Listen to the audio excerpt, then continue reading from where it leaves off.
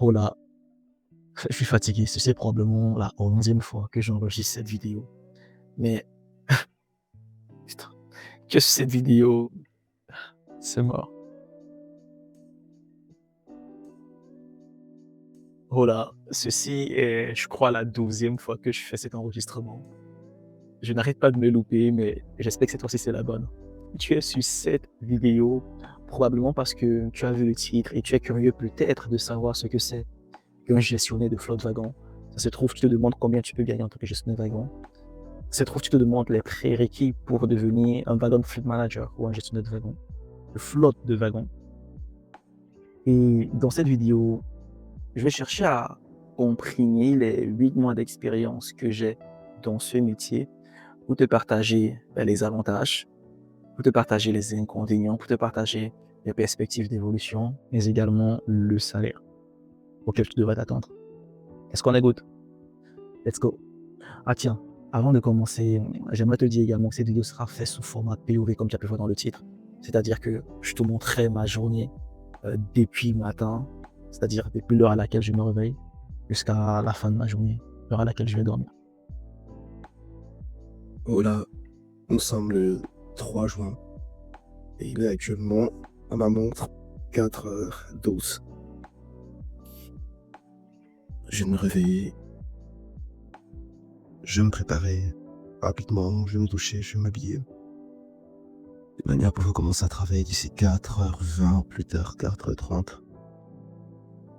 Mon objectif cette journée, c'est de commencer à rédiger des brouillons pour les prochaines longues vidéos que je vais publier en fin de semaine. C'est ça mon objectif aujourd'hui. Donc, je vais travailler ce matin et ce soir après le travail, dans ce sens. C'est le plan pro, donc au travail. Un de mes objectifs, c'est d'avancer sur un mini-projet que j'ai en cours. Super important. Je fais dans de l'amélioration continue et je suis certifié Green Belt, d'accord? Pour ne pas perdre la main sur ces connaissances d'amélioration continue, je me donne pour challenge de faire une sorte de mini-mission chaque semaine ou chaque mois. Mais bref, il y a toujours des mini-missions en cours. Si tu veux, je travaille dans l'amélioration continue, comment dire, je suis formé et je suis intéressé par l'amélioration continue.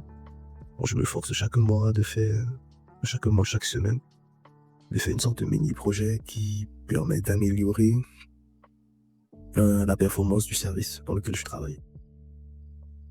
Voilà. J'irai également à la salle de sport. Ça sera très très chaud parce que j'ai une grosse séance qui m'attend aujourd'hui. La journée sera longue. Le rituel du matin, le petit café. Je crois que ce matin, j'ai combiné café et thé.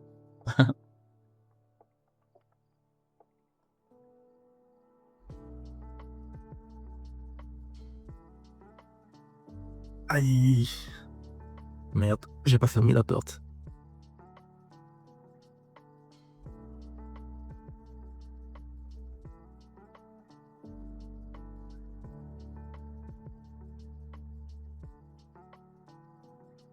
Ouh. Là, 4h30. Je suis prêt à attaquer la journée. On se dit à plus tard, les gars. Ciao. Oh là, il est bientôt 6h. Il est actuellement 5h58. Je viens de terminer le boulot. En tout cas, ma séance du matin, je viens de la terminer. Je ne me préparais pas au travail. Et ce que je peux dire des 1h30 que j'ai passé ici, c'est que je ressors de là vraiment avec ce que je voulais au départ. Je voulais avoir 2 idées structurées sur le contenu que j'allais produire en fin de semaine. Et je pense que c'est fait. Je travaillerai sur 2 idées qui me plaisent bien, qui sont très liées à mon quotidien, qui sont très liées à mon travail. Et voilà quoi.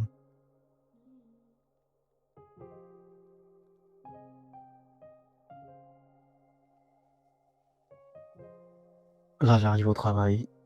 Je pose mon téléphone pour un petit enregistrement. écouteurs dans les oreilles, toujours, toujours la musique au travail, c'est la vie, c'est vraiment la vie.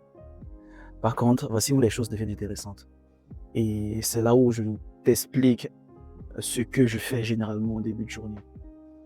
Ce que je fais et ce qui m'est demandé dans mon métier, c'est de livrer les marchandises de mon client dans les délais. D'accord?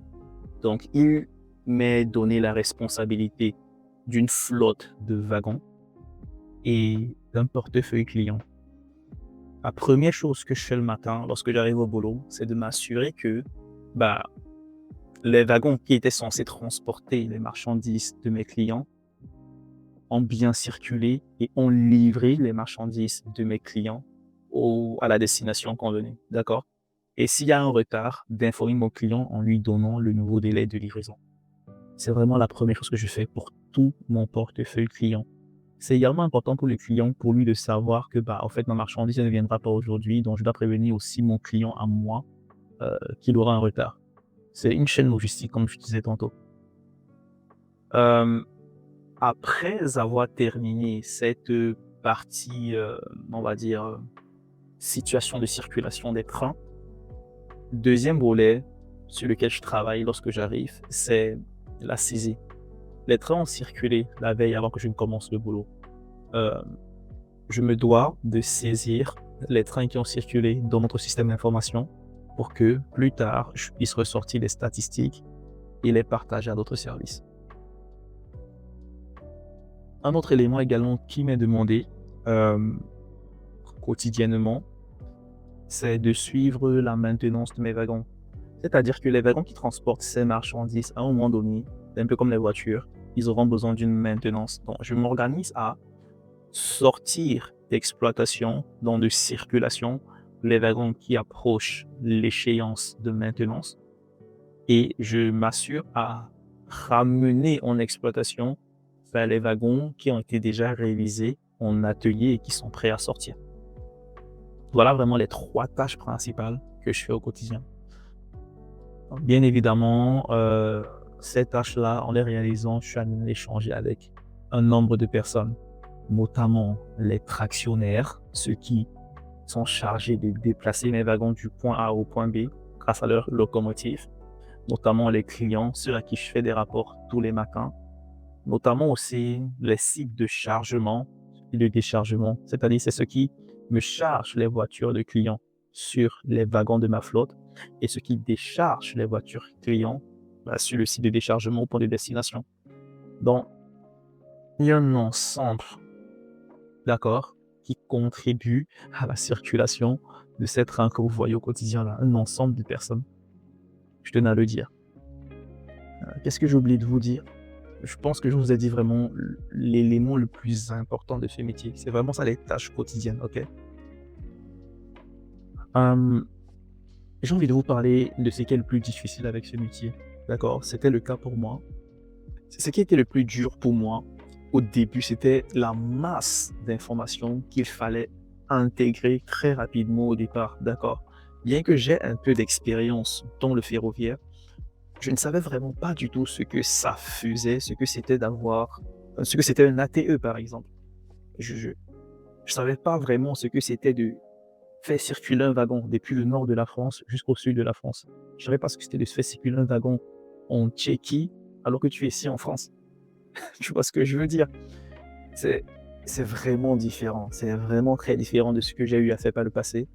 Mais ça reste de la planification, ça reste de la logistique, ça reste de l'anticipation, ça reste quelque chose de compréhensible, d'accord? Bien que ça soit technique dans le détail, c'est quelque chose de compréhensible, ok? Ces premières, informations absorbées étaient vraiment énormes. Et comment j'ai réussi à le faire? Je pense que mon expérience m'a aidé. J'avais 3 ans d'expérience dans le ferroviaire avant de commencer à ce poste. Mais je pense aussi que mon background en formation d'ingénieur, en excellence opérationnelle, m'a également aidé à mieux comprendre des choses, à les comprendre beaucoup plus rapidement. C'est vraiment ça l'élément le plus dur, la masse d'informations que tu as à apprendre pour être opérationnel. Il y a énormément d'informations. Donc, ma recommandation, c'est que lorsque tu démarres, Donne-toi à fond durant à minima les 2 premiers mois. C'est-à-dire que au travail, tu prends des notes. Lorsque tu rentres, tu finis de manger, tu t'assois, tu lis tes notes. C'est ce que moi j'ai fait. Oublie les gens qui te disent: «Ouais, c'est important l'équilibre vie perso, vie travail, machin». Enfin, mon frère, si tu n'arrives pas à garder ce boulot, ton équilibre vie perso, vie machin là, ça sera équilibre chômage. Tu comprends ce que je veux te dire? Donc, au début, tu auras beaucoup d'informations. Assure-toi de les maîtriser le plus tôt, d'accord? C'est ce que moi j'ai fait en tout cas. C'est mon conseil pour toi. Tu fais ce que tu veux. Par contre, les avantages avec ce poste sont pas mal. En vrai, le poste ci par exemple, il me permet de faire du télétravail. Ma boîte nous autorise à faire le télétravail genre 2 jours par semaine. Genre tu peux bosser de partout littéralement tout en travaillant. Pourquoi? Parce que le travail qu'on fait est principalement fait depuis l'ordinateur et le téléphone. Tu appelles des gens, tu passes des instructions, tu traites des mails, tu envoies des rapports. C'est vraiment fait avec l'ordinateur. Bon, de temps à autre, une visite terrain est importante, mais le travail se fait genre à 90-98% depuis ton ordinateur. Raison pour laquelle tu peux le faire en télétravail et le faire depuis partout. Un autre avantage que j'ai trouvé cool avec le job, c'est que globalement, il n'est pas très stressant. Tu vois, la charge de travail n'est pas énorme. Elle n'est pas genre, elle n'est pas là à te suffoquer. Tu vois, je m'explique. Les tâches dont je t'ai parlé tout à l'heure, si tu t'organises bien dans ta journée, ce sont des tâches que tu peux réaliser avec genre 60% de ton temps de travail. D'accord? Bon, il y a des jours où ça te prendra 100% de ton travail, de ton temps de travail parce que il y a des jours où tu auras beaucoup de réunions à gérer. D'accord? Tout en faisant ces tâches. Mais les tâches en elles-mêmes peuvent te prendre 60%. Allez, quand ça devient vraiment chaud, un bon 80% de ton travail. Ce qui fait que tu as toujours un pourcentage de ton travail qui n'est pas exploité, de ton temps de travail, je veux dire, qui n'est pas exploité. Et le simple fait d'avoir ce petit ton-là te permet dans ta journée de prendre des petites pauses de temps à autre, de traiter quelques petits trucs perso de temps à autre. Bref, tu n'es pas en train de courir non-stop. Tu vois ce que je veux te dire?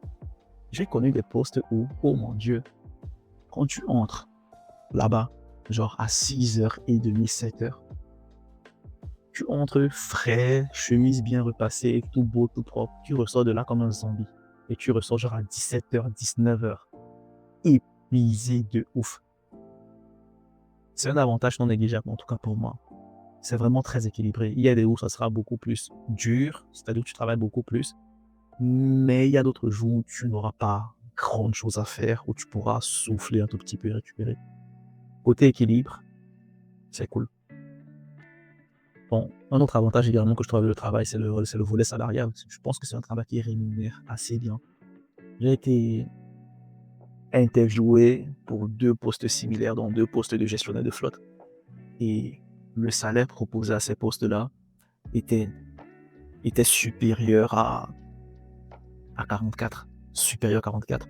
Donc, c'est un poste que tu peux te dire, et si je vis ce poste, je suis à minima à 44, entre 44 et 50K par an. En brut, hein, pas de net. Je crois que je t'ai parlé de tous les avantages, honestly. Maintenant, si on parle des perspectives d'évolution, tu vois, si je poursuis le chemin que je suis en train de suivre, je pense qu'à l'avenir, je pourrais être un manager de gestionnaire de flotte. D'accord? Aujourd'hui, je suis un gestionnaire de flotte. Donc, j'ai une flotte qui m'est donnée, d'accord? Et je dois la gérer avec les clients en question pour passer de l'argent. L'étape au-dessus, c'est le mec qui gère l'ensemble des wagons de l'entreprise et qui s'assure de la rentabilité de ces wagons, de la maintenance de ces wagons et qui manage des gestionnaires de flotte comme moi. Tu comprends l'image? Voilà la perspective. Je ne connais pas le titre même de ce genre de poste. Je crois que c'est toujours Wagon Fleet Manager. Mais j'ai pas le nom, ça me vient pas à l'esprit, je sais pas pourquoi.